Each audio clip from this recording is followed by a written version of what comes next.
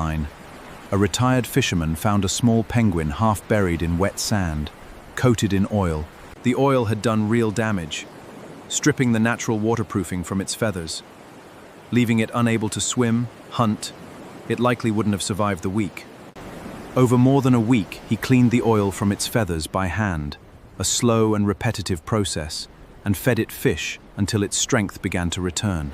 Once the penguin could stand, swim in a basin, and eat on its own, the standard next step was straightforward: release it back into the ocean and let instinct take over from there. He did exactly that. The penguin swam out into open water and didn't return that day or the next. For nearly a year, there was no sign of it. Then, months later, a penguin came ashore at that same stretch of coastline. Migratory penguins of this kind typically return to breeding colonies, not to individual people. It moved directly toward the shed, rather than settling anywhere else along the open coastline. Wildlife researchers who later reviewed tagging records confirmed it was the same individual bird. It returned again the following year, and the year after that, arriving in the same season each time, staying for months, then departing back to open water on its own. Cases like this remain rare enough that researchers can't fully explain them.